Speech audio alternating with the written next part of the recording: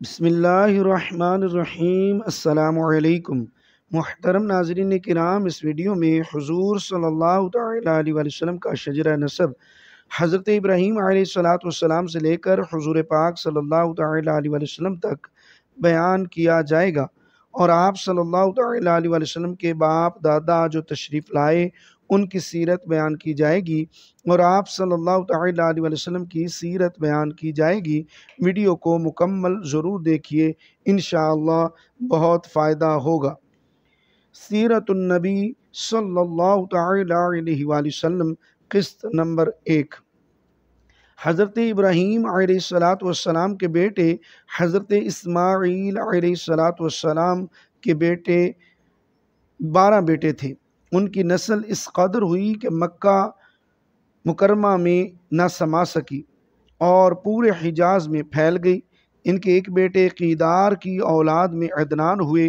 عدنان کے بیٹے معد اور پوتے کا نام نزار تھا۔ نزار کے 4 بیٹے تھے، ان میں سے ایک کا نام مضر تھا۔ مضر کی نسل سے قریش بن مالک پیدا ہوئے، یہ فہر بن مالک بھی کہلائے۔ قریش کی اولاد بہت ہوئی، ان کی اولاد مختلف قبیلوں میں بٹ گئی۔ ان کی اولاد سے قصی نے اقتدار حاصل کیا۔ قصی کے آگے 3 بیٹے ہوئے، ان میں سے ایک عبد مناف تھے، جن کی اگلی نسل میں ہاشم پیدا ہوئے۔ ہاشم نے مدینہ کے ایک سردار کی لڑکی سے شادی کی۔ ان کے یہاں ایک لڑکا پیدا ہوا، اس کا نام شیبہ رکھا گیا۔ یہ پیدا ہی ہوا تھا کہ ہاشم کا انتقال ہو گیا۔ ان کے بھائی مطلب مکہ کے حاکم ہوئے۔ ہاشم کا بیٹا مدینہ منورہ میں پرورش پاتا رہا۔ جب مطلب کو معلوم ہو گیا کہ وہ جوان ہو گیا ہے تو بھتیجے کو لینے کے لیے خود مدینہ گئے۔ اسے لے کر مکہ مکرمہ پہنچے تو لوگوں نے خیال کیا کہ یہ نوجوان ان کا غلام ہے۔ مطلب نے لوگوں کو بتایا کہ یہ ہاشم کا بیٹا اور میرا بھتیجا ہے۔ اس کے باوجود لوگوں نے اسے مطلب کا غلام ہی کہنا شروع کر دیا۔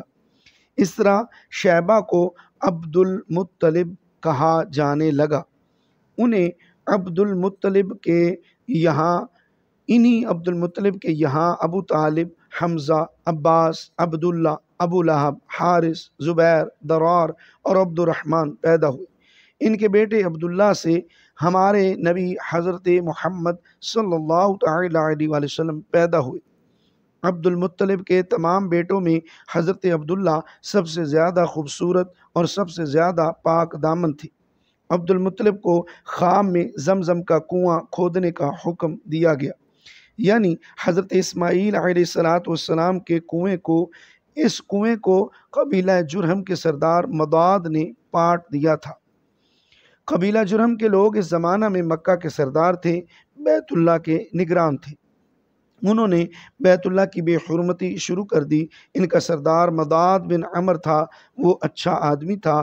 اس نے اپنے قبیلے کو سمجھایا کہ بیت اللہ کی بے حرمتی نہ کرو، مگر ان پر اثر نہ ہوا۔ جب مداد نے دیکھا کہ ان پر کوئی اثر نہ ہوتا تو قوم کو اس کے حال پر چھوڑ کر وہاں سے جانے کا فیصلہ کیا۔ اس نے تمام مال و دولت، تلواریں اور زرہیں وغیرہ خانہ کعبہ سے نکال کر زمزم کے کنویں میں ڈال دی اور مٹی سے اس کو پاٹ دیا۔ کنواں اس سے پہلے ہی خشک ہو چکا تھا، اب اس کا نام و نشان مٹ گیا۔ مدتوں یہ کنواں بند پڑا رہا۔ اس کے بعد بنو خزاعہ نے بنو جرہم کو وہاں سے مار بھگایا۔ بنو خزاعہ اور قصی کی سرداری کا زمانہ اسی حالت میں گزرا۔ کنواں بند رہا یہاں تک کہ قصی کے بعد عبد المطلب کا زمانہ آ گیا۔ انہوں نے خواب دیکھا۔ خواب میں انہیں زمزم کے کنویں کی جگہ دکھائی گئی اور اس کے کھودنے کا حکم دیا گیا۔ حضرت علی رضی اللہ تعالیٰ عنہ سے روایت ہے کہ عبد المطلب نے بتایا، میں حجر اسود کے مقام پر سو رہا تھا کہ میرے پاس ایک آنے والا آیا۔ اس نے مجھ سے کہا، طیبہ کو کھودو۔ میں نے پوچھا طیبہ کیا ہے، مگر وہ کچھ بتائے بغیر چلا گیا۔ دوسری طرف رات پھر خواب میں وہی شخص آیا، کہنے لگا برہ کو کھودو۔ میں نے پوچھا برہ کیا ہے، وہ کچھ بتائے بغیر چلا گیا۔ تیسری رات میں اپنے بستر پر سو رہا تھا کہ پھر وہ شخص خواب میں آیا۔ اس نے کہا مدنونہ کھودو۔ میں نے پوچھا مدنونہ کیا ہے؟ وہ بتائے بغیر چلا گیا۔ اس سے اگلی رات میں میں پھر بستر پر سو رہا تھا کہ وہی شخص پھر آیا اور بولا زمزم کھودو۔ میں نے اس سے پوچھا زمزم کیا ہے؟ اس بار اس نے کہا زمزم وہ ہے جس کا پانی ختم نہیں ہوتا، جو حاجیوں کے بڑے بڑے مجموعوں کو سیراب کرتا ہے۔ عبد المطلب کہتے ہیں میں نے اس سے پوچھا یہ کنواں کس جگہ ہے؟ اس نے بتایا جہاں گندگی اور خون پڑا ہے اور کوہ ٹھونگے مار رہا ہے۔ دوسرے دن عبد المطلب اپنے بیٹے حارث کے ساتھ وہاں گئے۔ اس وقت ان کے یہاں یہی ایک لڑکا تھا۔ انہوں نے دیکھا وہاں گندگی اور خون پڑا تھا اور ایک کوا ٹھونگے مار رہا تھا۔ اس جگہ کے دونوں طرف بت موجود تھے اور یہ گندگی اور خون دراصل ان بتوں پر قربان کیے جانے والے جانوروں کا تھا۔ پوری نشانی مل گئی تو عبد المطلب کدال لے آئے اور کھدائی کے لیے تیار ہو گئے، لیکن اس وقت قریش وہاں آ پہنچے۔ انہوں نے کہا اللہ کی قسم ہم تمہیں یہاں کھدائی نہیں کرنے دیں گے۔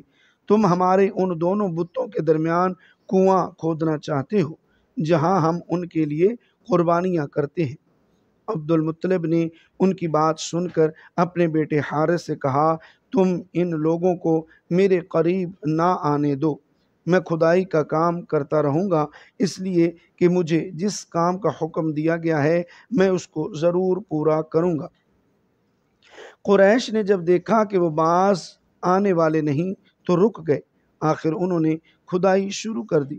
جلد ہی کنویں کے آثار نظر آنے لگے۔ یہ دیکھ کر انہوں نے اللہ اکبر کا نعرہ لگایا اور پکار اٹھے یہ دیکھو یہ اسماعیل علیہ السلام کی تعمیر ہے۔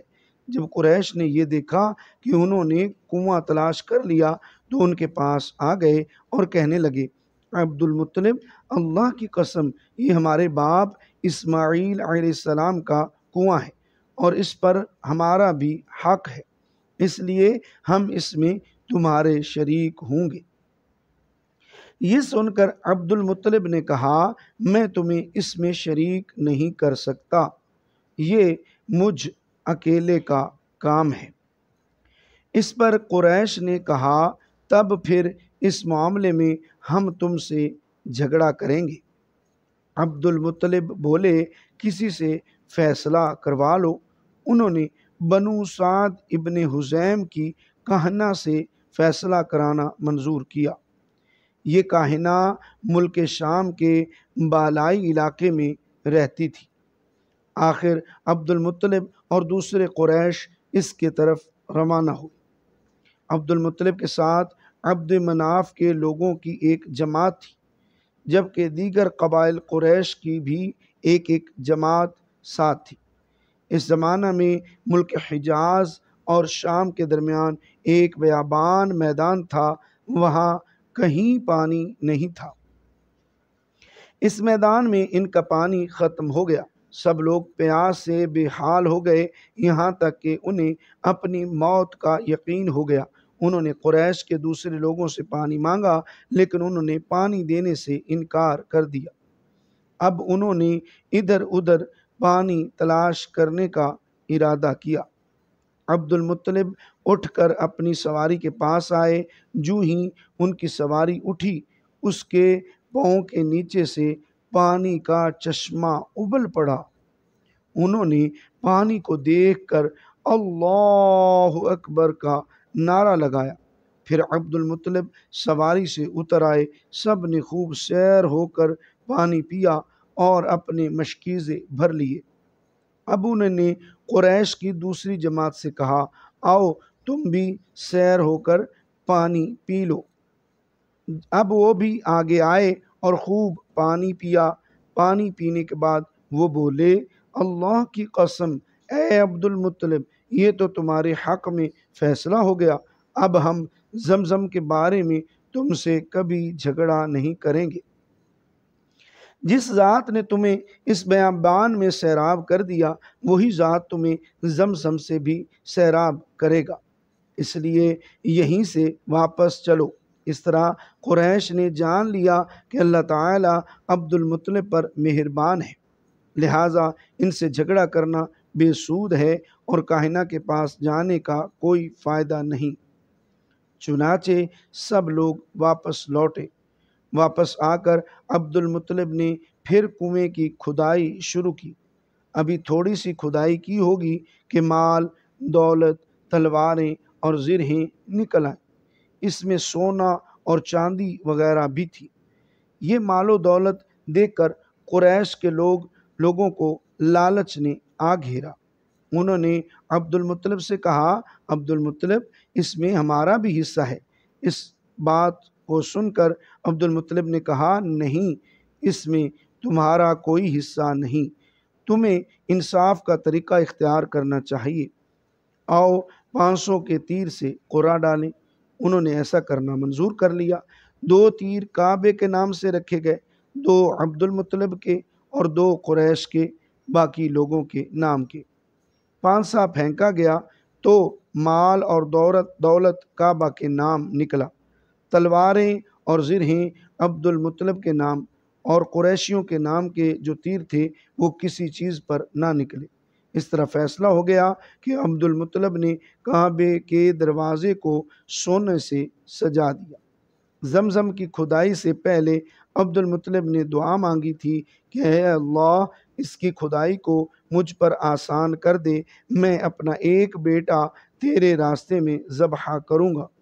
اب جب کہ کنواں نکل آیا تو انہیں خواب میں حکم دیا گیا، اپنی منت پوری کرو، یعنی ایک بیٹے کو ذبح کرو۔ جزاک اللہ خیرہ۔